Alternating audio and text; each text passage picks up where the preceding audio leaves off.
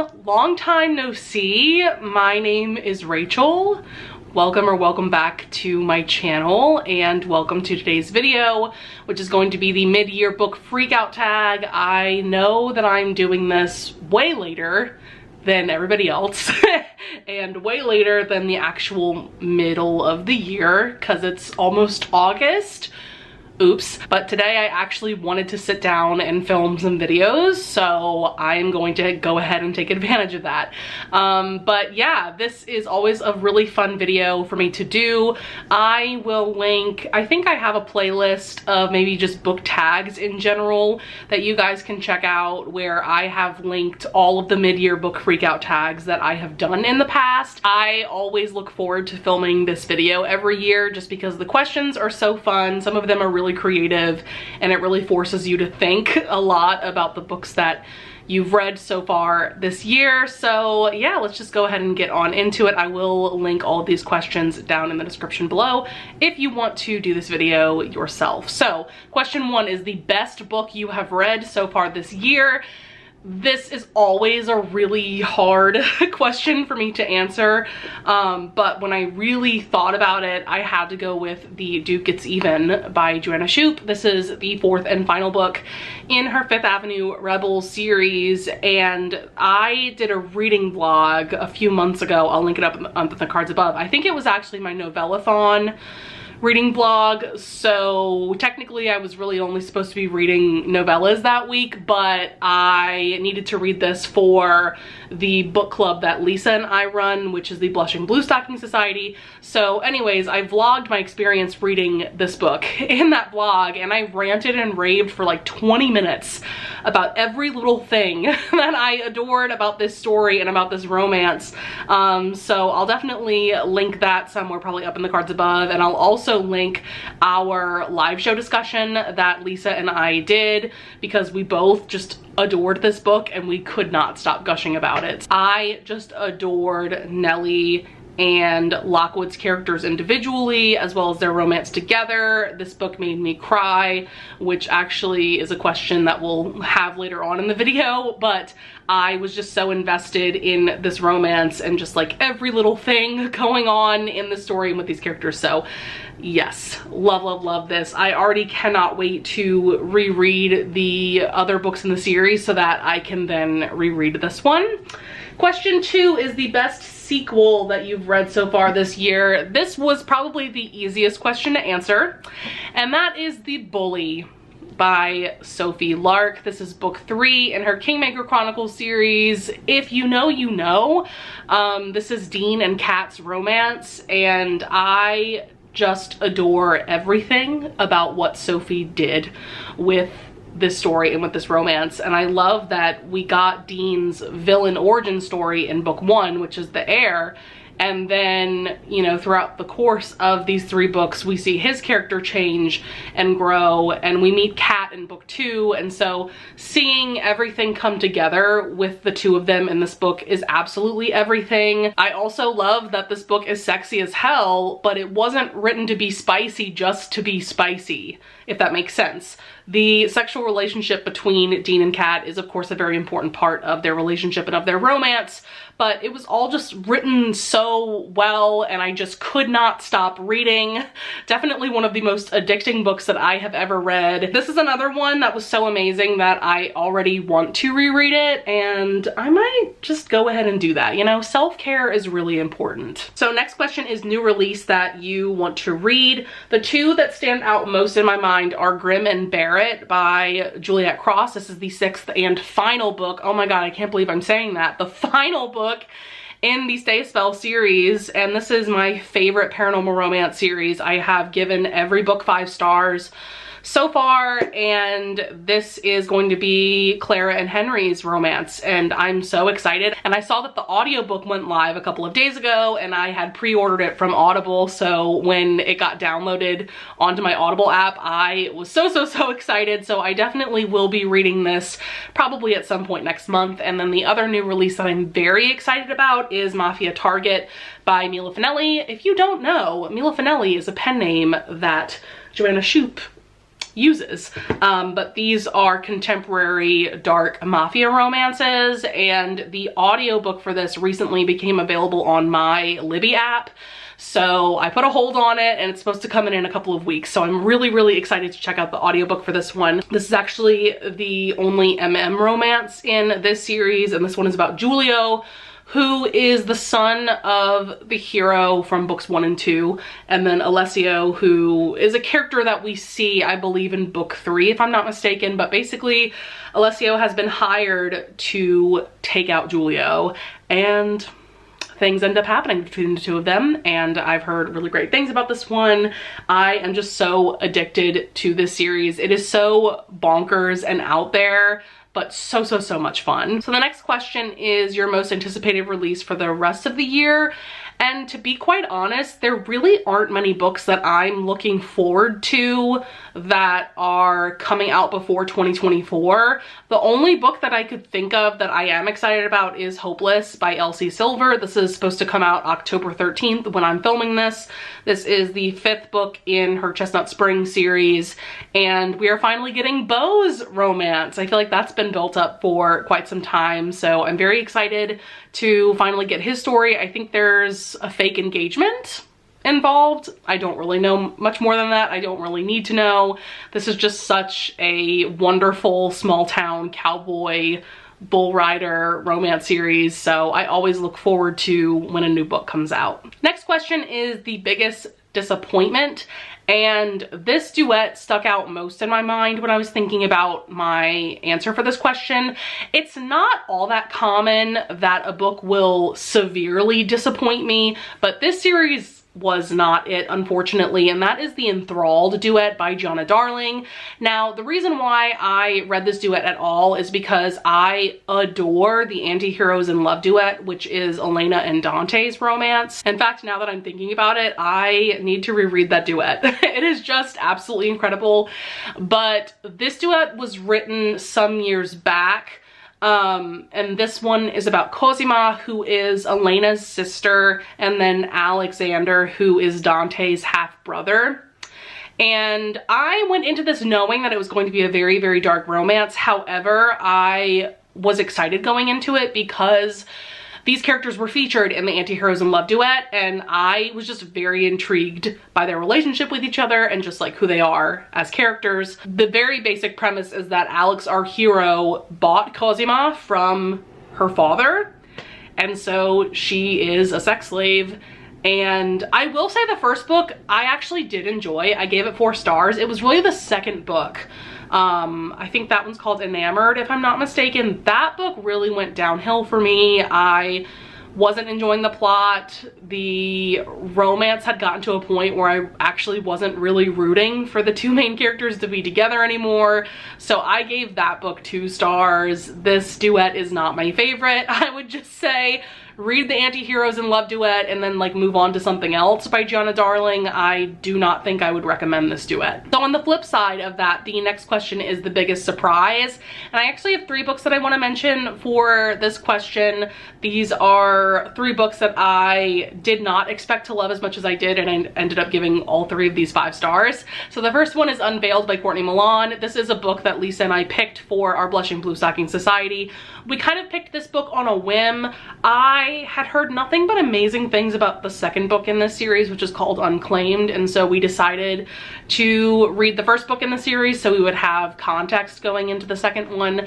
And I think Lisa and I were both blindsided by this book. This romance just has a lot of layers to it. It's very complex, this relationship between Ash and Margaret. I'm actually going to go into the plot of this book more in the next video that I'm going to post, which is my favorite books that I've read so far this year. But I will also go ahead and link the live show discussion that we did for this book if you want to hear a summary and you want to hear us delve more into it. But just know that all of our live shows do have spoilers at some point. This book just really blew me away and really opened up my eyes to how amazing of a historical romance author Courtney Milan is.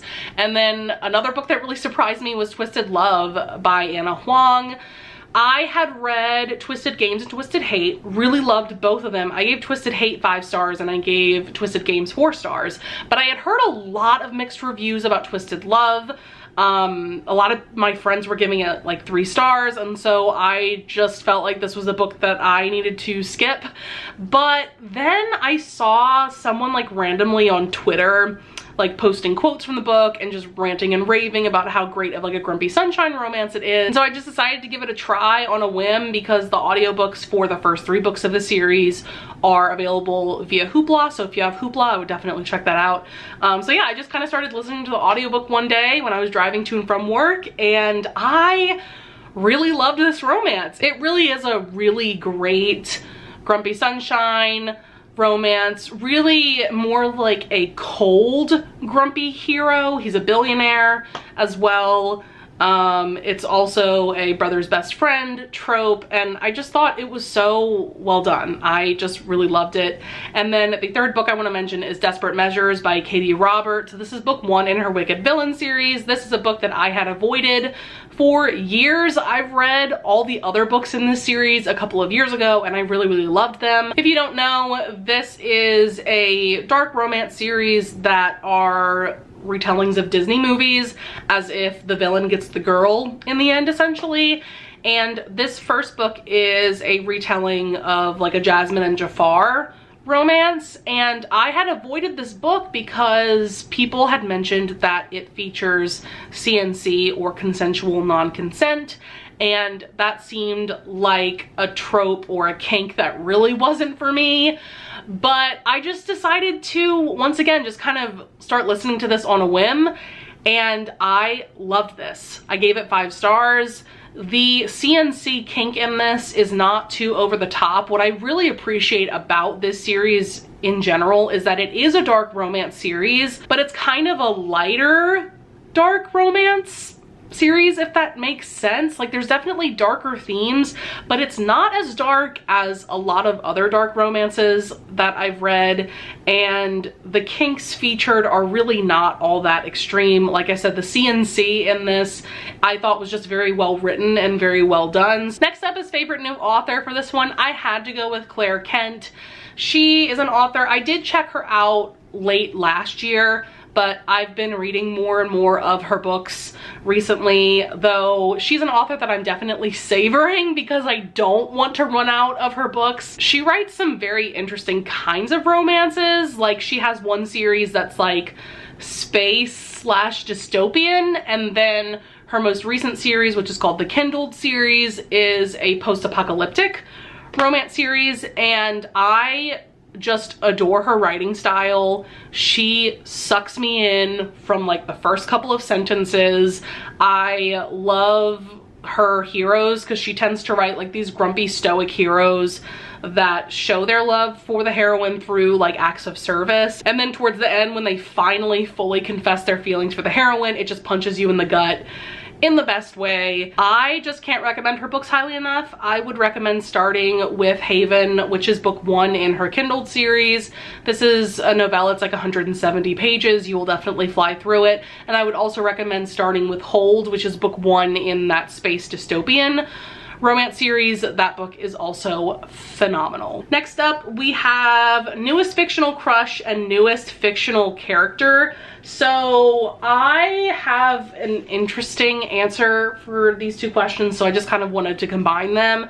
But I have 2 couples that I read this year that I haven't mentioned yet in this video that I had to mention for these questions. So first of all, we have Cade and Willa in Heartless. Cade is just the ultimate like grumpy daddy hero, and then Willa is so freaking hilarious. She ends up being a nanny in this book for Cade, and there are scenes that live in my head rent-free from this book, and it's not necessarily the sex scenes.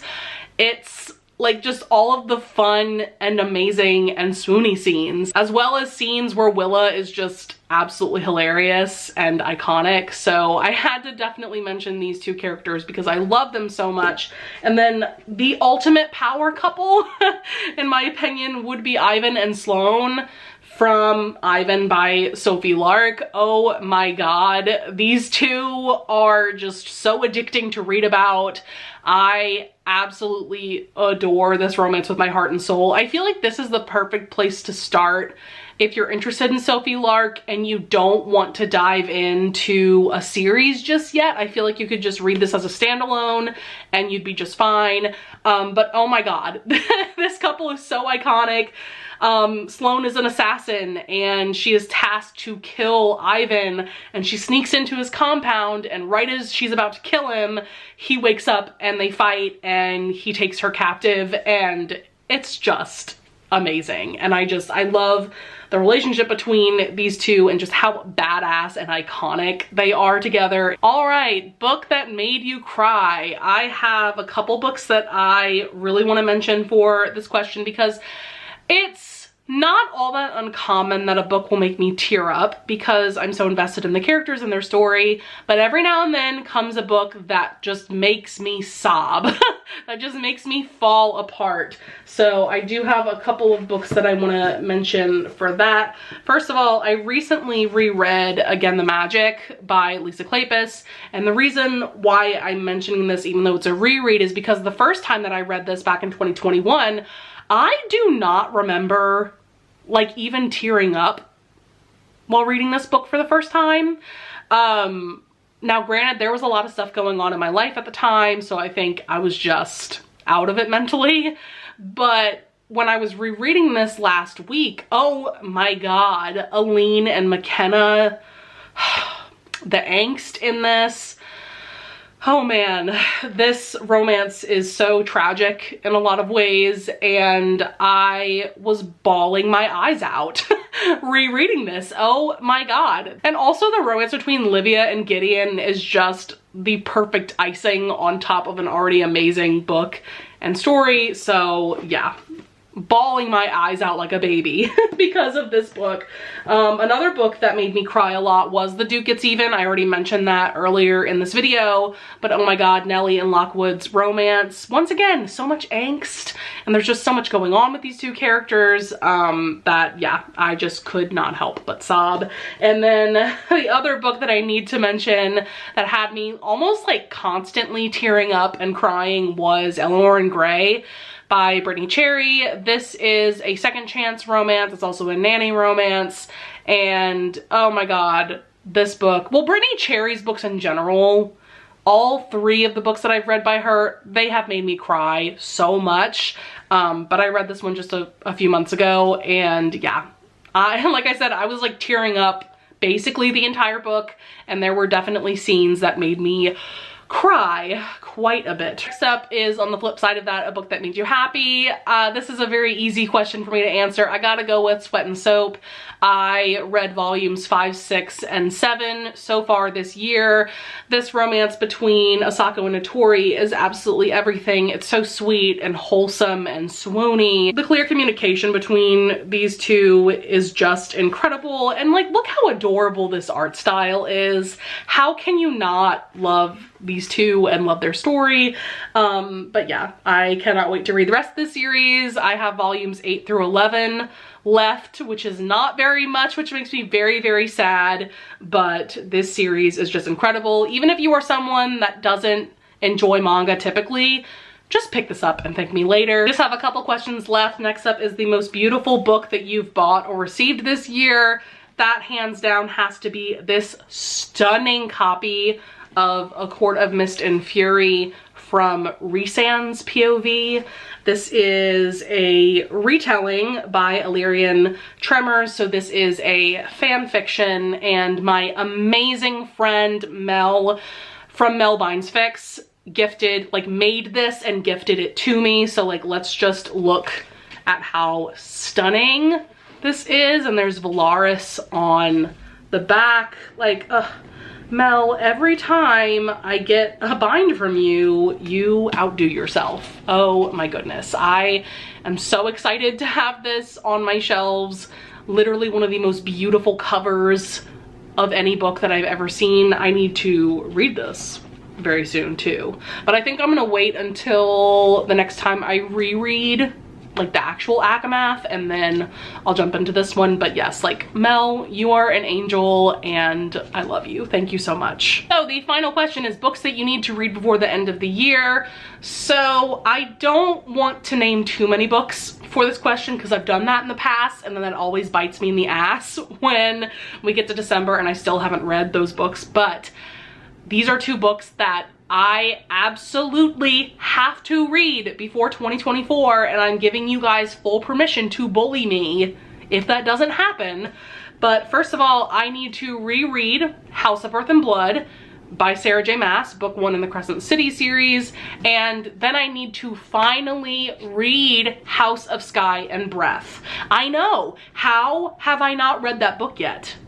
And I've been kind of spoiled for the ending, but luckily I haven't been spoiled for like the circumstances of the ending. But yeah, like what is my problem? Well, I can tell you what my problem is. It's actually that I am intimidated about the idea of rereading this book because I remember, as much as I loved this book, the first 100 pages or so are kind of incredibly clunky in terms of world building, and things got very confusing very quickly. So I'm definitely hesitant to reread this, but I know that I'll love it just like I did the first time, and I am genuinely excited to jump into House of Sky and Breath. Plus we have House of Flame and Shadow, the 3rd book, coming out in January. So I just need to hunker myself down and start this reread, you know, in the next couple of months, so that I will have read the first 2 books with plenty of time for the 3rd book to come out. Yes, but this is an ongoing thing with me. So like I said, please feel free to bully me so that I actually get these books read and reread. But yeah, that's going to be it for the mid-year book freakout tag. I hope that you guys enjoyed this video. Like I said earlier in the video, feel free to go ahead and make this video yourself if you haven't yet, though I'm sure I'm the last person on earth to be making this since we're almost in August at this point. But yeah, I would love it if you would leave a comment down below, maybe tell me answers that you would have for some of these questions. I always love having discussions with you guys in the comments. I would also love it if you would leave a like and subscribe, and I thank you so much in advance if you do. I'll see you guys in the next video. Bye!